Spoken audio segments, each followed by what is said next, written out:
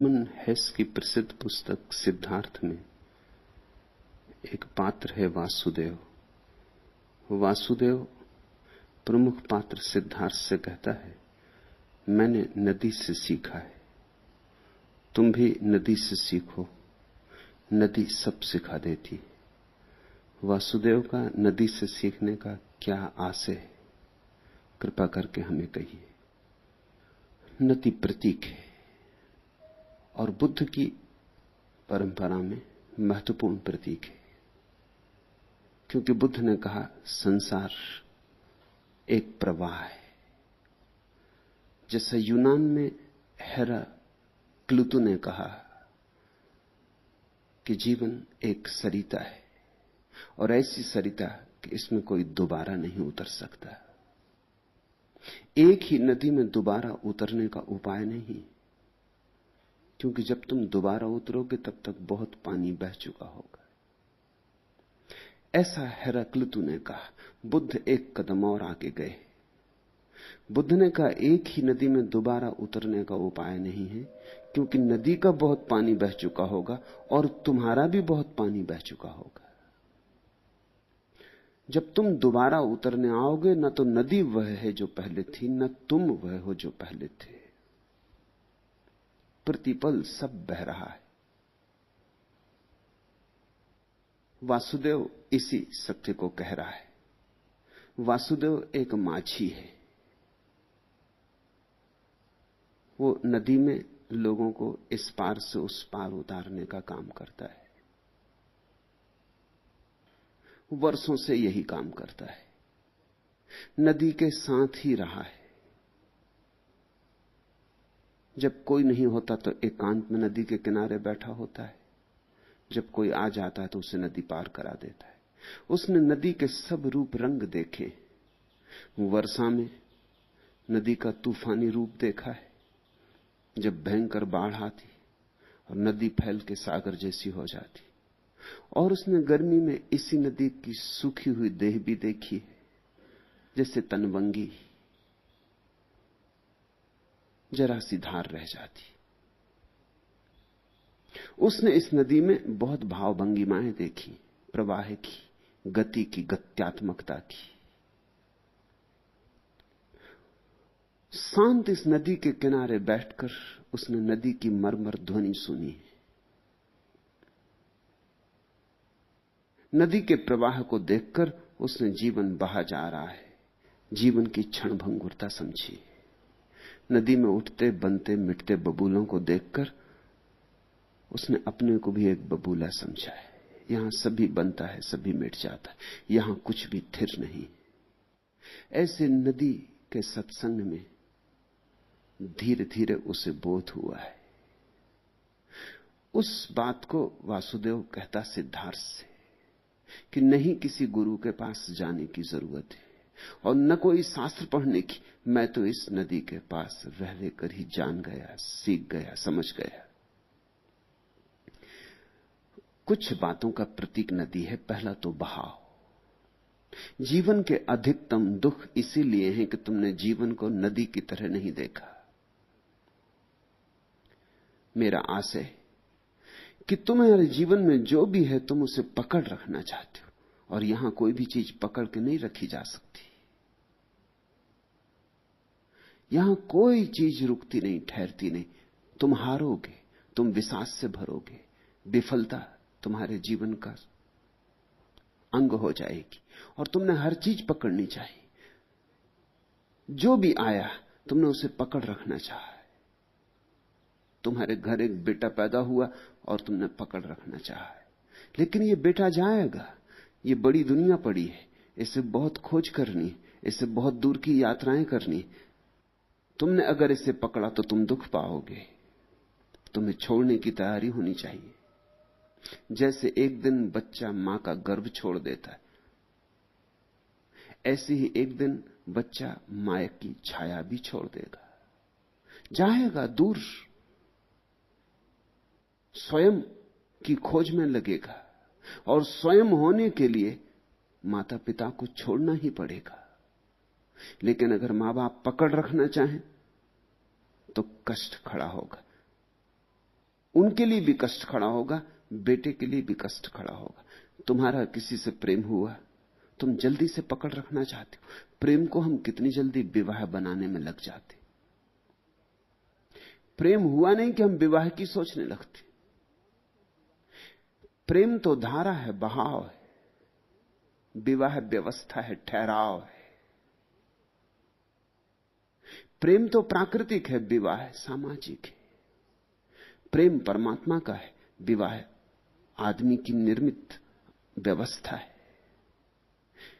प्रेम अपूर्व रहस्य, विवाह व्यवस्था है।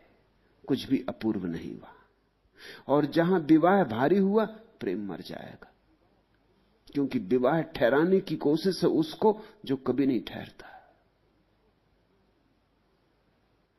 और यही हम हर चीज में कर रहे हैं। एक सुख आया कि हमने मुट्ठी बांधी और हमने कहा अब कभी जाना मत। सुख के पक्षी को बंद कर लिया मुट्ठी में। उसी बंद करने में सुख का पक्षी मर जाता है। जो आया है वो जाएगा। तो वासुदेव कह रहा है, इस नदी से मैंने सीखा कि कुछ भी थिर नहीं है, सब बह रहा है। पकड़ो मत, जकड़ो मत। यही तो संदेश है सारे बुद्धों का, परिग्रह नहीं। अपरिग्रह का अर्थ इतना ही है कि चीजें आती हैं जाती हैं, तुम पकड़ो मत। जब हो तब प्रफुल्लित रहो, जब चली जाएं तब भी प्रफुल्लित रहो। तुमने जहां पकड़ना शुरू किया, जहां तुमने नदी की धार रोकी और बांध बनाया, वहीं गंदगी, वहीं सड़ान पैदा हो जाती। नदी का सरोवर बन जाना नरक है, और हम सब सरोवर बन जाते। हम बड़े भयभीत हैं परिवर्तन से। जवान बूढ़ा नहीं होना चाहता, ये उसकी आकांक्षा पूरी नहीं हो सकती, इसलिए दुखी होगा। दुख जिंदगी नहीं लाती, दुख तुम्हारी आकांक्षा लाती।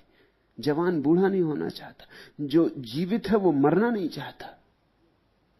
ये कैसे होगा? जो जन्मा है मरेगा भी, जो जवान है बूढ़ा भी होगा। इस सत्य को देखो, समझो और इस सत्य के साथ राजी हो जाओ। पकड़ो मत। जब जवानी बुढ़ापा बनने लगे, सहज भाव से बूढ़े हो जाओ। जब जिंदगी मौत में ढलने लगे, सहज भाव से मौत में उतर जाओ। यही जीवन का प्रवाह है। जो आए उसे अंगीकार कर लो, जो जाए उसे अलविदा। ऐसा आदमी दुखी नहीं होगा। कैसे दुखी होगा? उसने दुख का मूल सूत्र ही तोड़ दिया।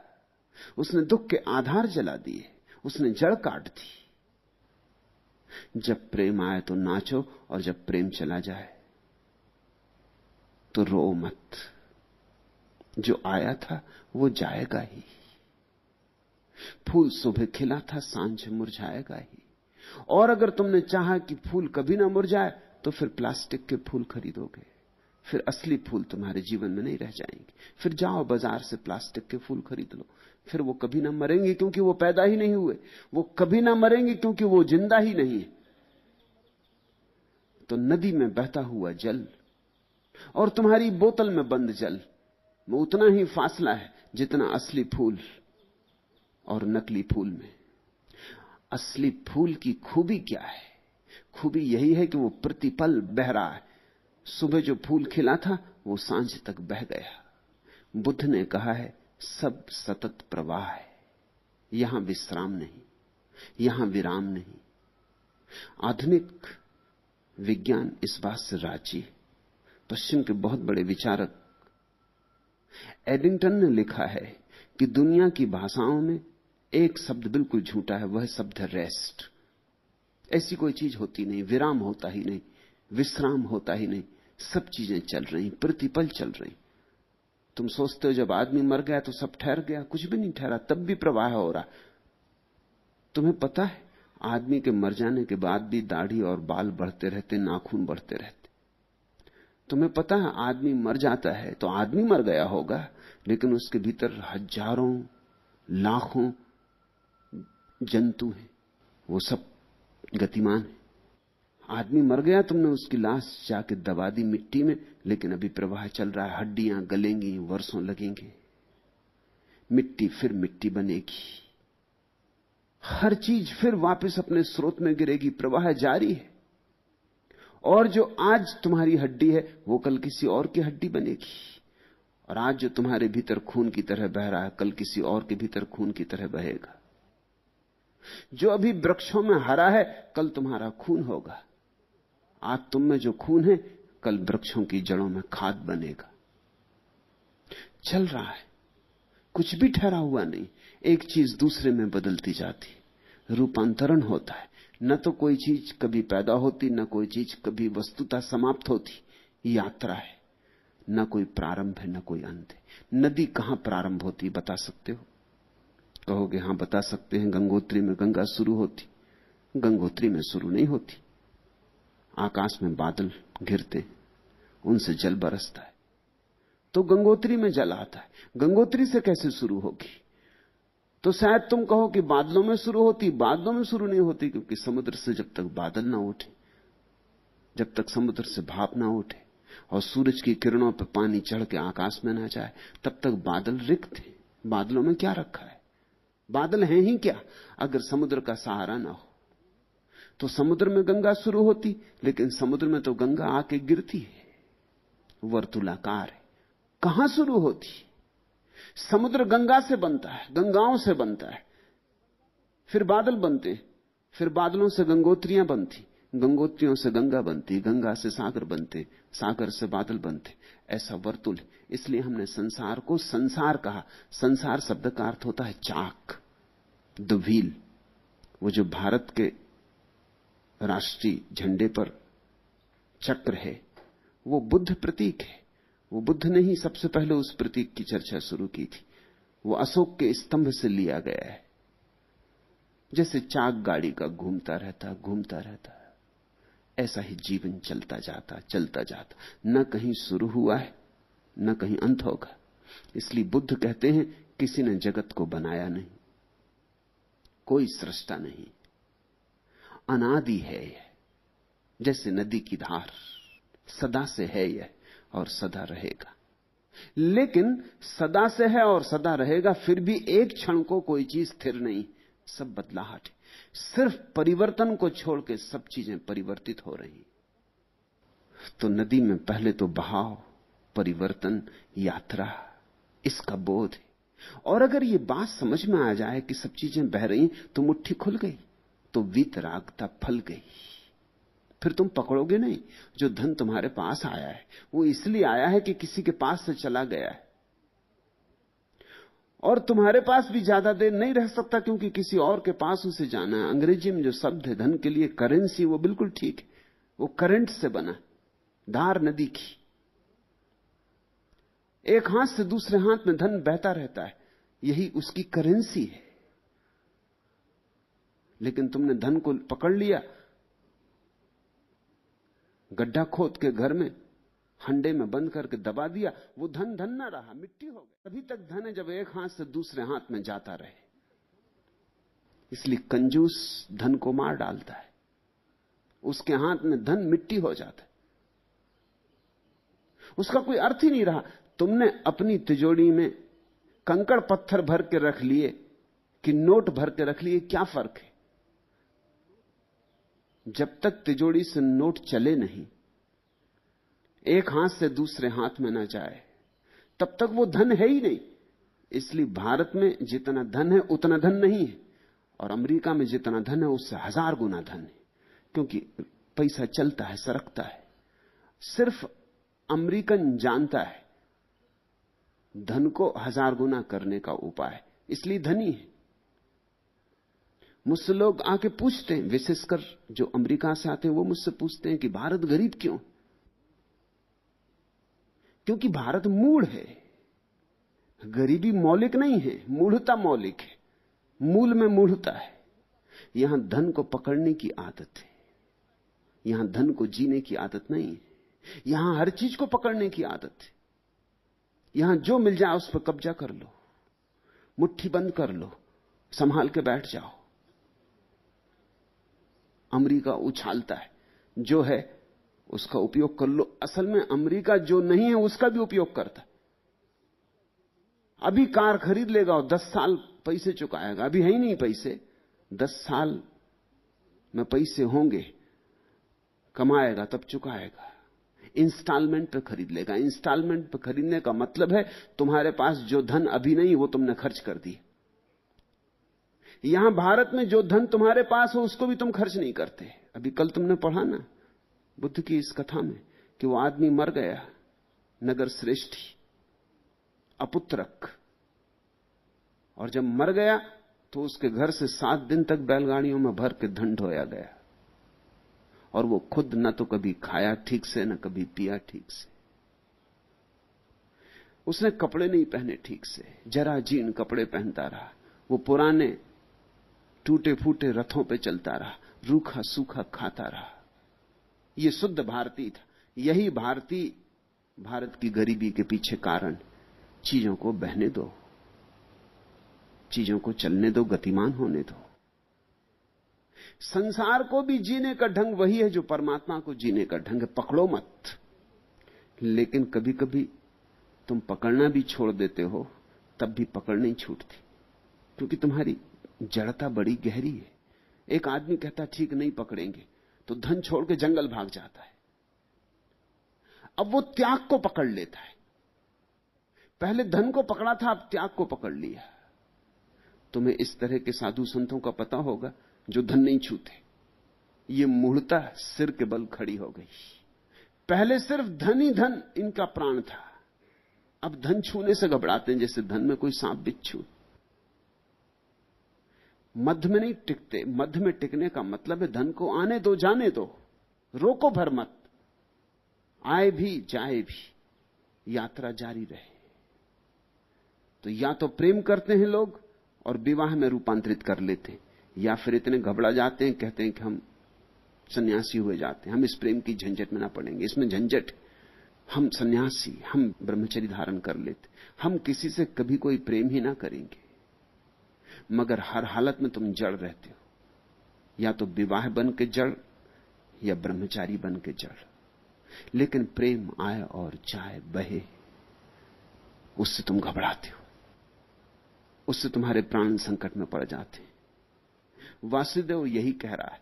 वो कह रहा है अपरिग्रह का सूत्र यही है कि चीजें आती जाती, तुम बीच में अड़ो मत। जब आए तो आ जाने दो, जब चली जाए तो चली जाने दो। न तो खींचो आने के लिए, न धकाओ जाने के लिए। नदी अपने से ही बह रही है, इसको धकाने इत्यादि की कोई जरूरत नहीं। जो नदी पे मुट्ठी बांधेगा उसकी मुट्ठी खाली रह जाएगी। जल पी लो, स्नान कर लो, मुट्ठी मत बांधो। और दूसरी बात, नदी अनजाने सागर की खोज कर रही। अनजाने नदी को कुछ पता नहीं कहां जा रही, क्यों जा रही, मगर टटोल रही सागर को। विराट की खोज में निकली। कोई नक्शा भी पास नहीं, कोई शास्त्र भी पास नहीं, कोई वेद कुरान बाइबल भी पास नहीं। अनंत की खोज पर चली बिना नक्शों के। कोई गुरु नहीं, किसी की अनुगामी नहीं, टटोल रही अपने से और पहुंच जाती। सभी नदियां पहुंच जाती, ये तुमने देखा। छोटी नदियां पहुंच जाती, बड़ी नदियां पहुंच जाती, नदी नाले सब पहुंच जाते, सब सागर पहुंच जाते। अगर अपनी सामर्थ्य से नहीं पहुंच सकते तो छोटे नाले बड़े नालों में गिर जाते हैं, बड़े नालों नदियों में गिर जाते हैं, नदियां बड़ी नदियों में गिर जाती, मगर सागर तक सब पहुंच जाते। वासुदेव ये कह रहा है अगर तुम खोजते ही रहो तो परमात्मा तक पहुंच जाओगे। और नक्शों की कोई जरूरत नहीं। हिंदू, मुसलमान, ईसाई, नक्शों की कोई जरूरत नहीं। खोज की त्वरा चाहिए, खोज की तीव्रता चाहिए, खोज की सघनता चाहिए। नक्शे नहीं काम आते, खोज की सघनता काम आती। इस भेद को समझ लेना। नदी को नक्शा पकड़ा दो, इससे कुछ अर्थ नहीं होगा। सिर्फ नदी में जलधार होना चाहिए, ऊर्जा होनी चाहिए, बस पर्याप्त है। उसी ऊर्जा के बल नदी खोजती। जिन्होंने सत्य को पाया है उन्होंने भी नक्शों के सहारे नहीं पाया, क्योंकि इस परिवर्तनशील जगत में नक्शे बन ही नहीं सकते। तुम जिस जगत का नक्शा बनाते हो, जब तक नक्शा बनता है तब तक जगत बदल जाता है। यहां नक्शे हो नहीं सकते। जीवन परिवर्तन है तो नक्शे होंगे कैसे? मैंने सुना एक गांव में एक शराबी ने एक मिठाई की दुकान से लड्डू खरीदे, रुपया दिया, 8 आने उसे वापस मिलने थे, लेकिन दुकानदार ने कहा क्षमा करें मेरे पास फुटकर नहीं, कल सुबह आ जाना। शराबी शराब में था, उसने सोचा कि तो झंझट की बात है, सुबह बदल जाए, तख्ती बदल ले, अपना नाम बदल ले। शराबी को 1000 तरह की कुशंकाएं उठने लगी कि 8 आने मेरे गए। उसने सोचा कोई ऐसा निशान मुझे बना लेना चाहिए कि ये बदल ना सके।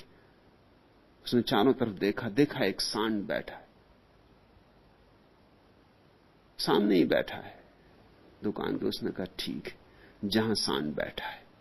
सुबह जब आया वापस तो सांड का कोई पक्का थोड़ी कि वो मिठाई की दुकान के सामने ही बैठा रहेगा। सांड कोई आदमियों जैसे थोड़ी कि जहां बैठ गए। सांड तो मुक्त है। इसलिए तो शिवजी ने उन्हें चुना है।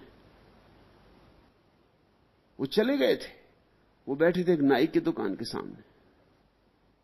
वो आदमी तो एकदम घुस गया नाई की दुकान में, गर्दन पकड़ ली नाई की, का हाथ धो गया 8 आने के पीछे। तख्ती बदल ली, धंधा बदल लिया, जात बदल ली, 8 आने के पीछे, मगर तुम मुझे धोखा ना दे सकोगे। वो सांड बैठा है। तुम्हारे जिंदगी के नक्शे बस सब ऐसे ही हैं। जिंदगी रोज बदल जाती, तुम्हारे नक्शे पीछे पड़ जाते, उनका कोई अर्थ नहीं।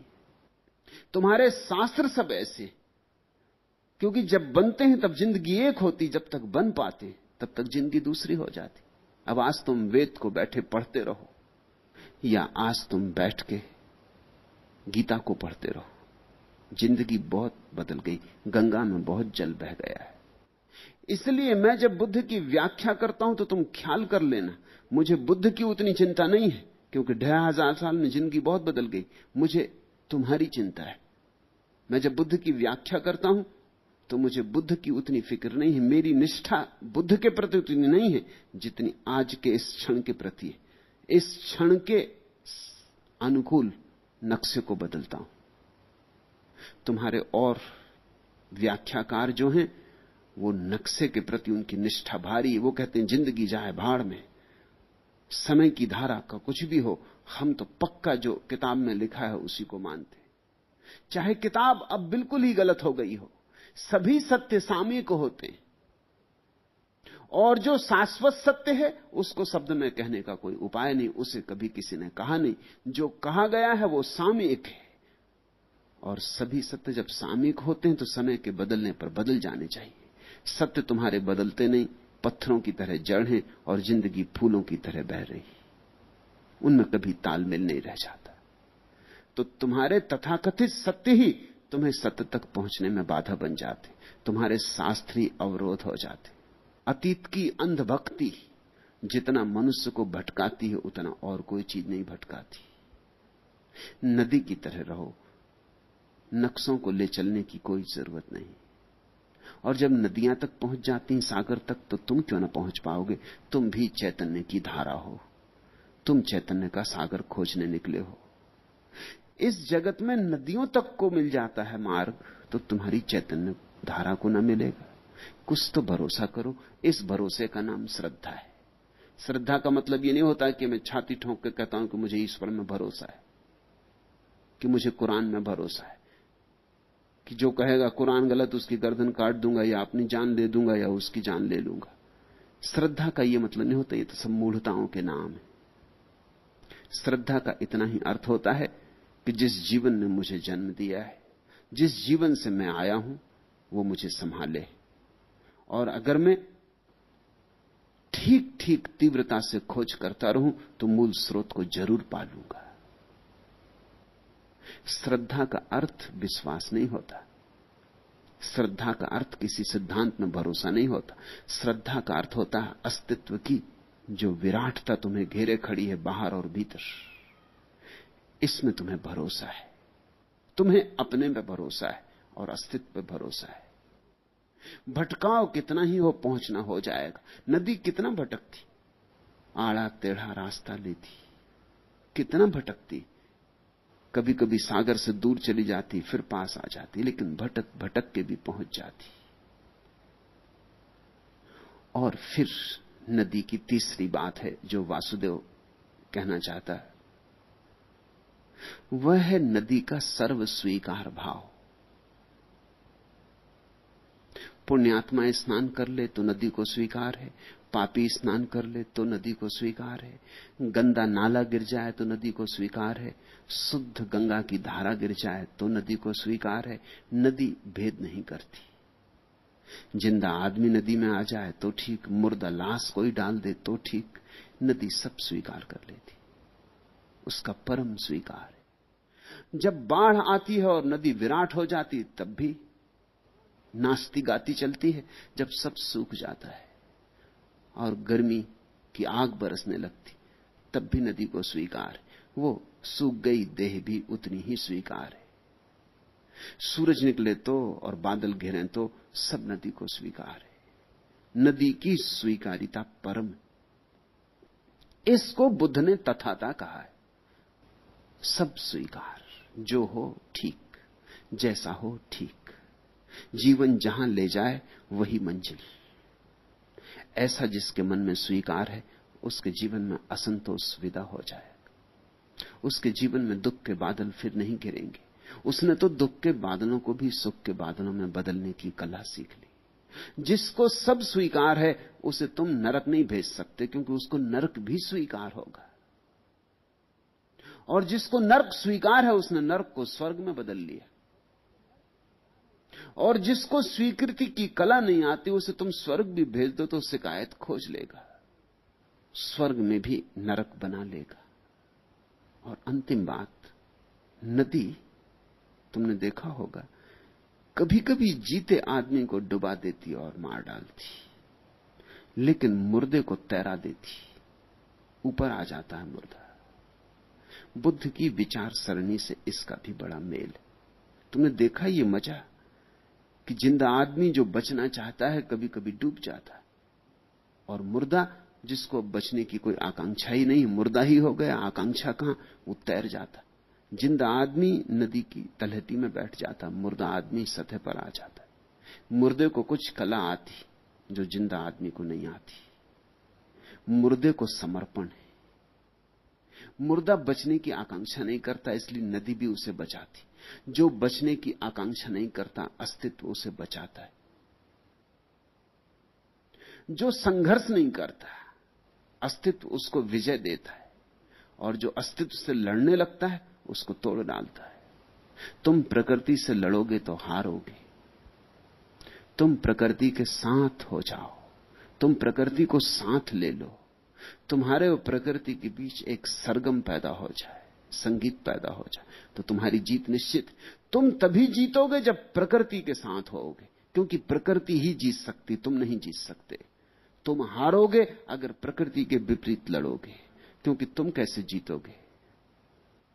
अंग कैसे जीत सकता है पूर्ण से? अंश कैसे जीत सकता अंशी से? तो नदी में बचने का उपाय यही है कि तुम छोड़ दो अपने को, तुम संघर्ष ना करो, तुम नदी पर भरोसा कर लो और छोड़ दो अपने को, समर्पण। ऐसे कुछ सूत्र वासुदेव नदी के किनारे बैठ बैठ सीखा है। ऐसे ही कुछ सूत्र बुद्ध ने जीवन की नदी के किनारे बैठ बैठ सीखे। सीखना आना चाहिए तो कहीं भी सीखना हो सकता है, और सीखना ना आता हो तो बुद्धों के पास बैठ के भी तुम बुद्धू ही रह जाओगे। इसलिए वासुदेव कहता है, क्या खोजना गुरु को, जहां हो वहां गुरु है। वृक्षों से सीख लो, पक्षियों से सीख लो, चांतारों से सीख लो, नदी पहाड़ों से सीख लो।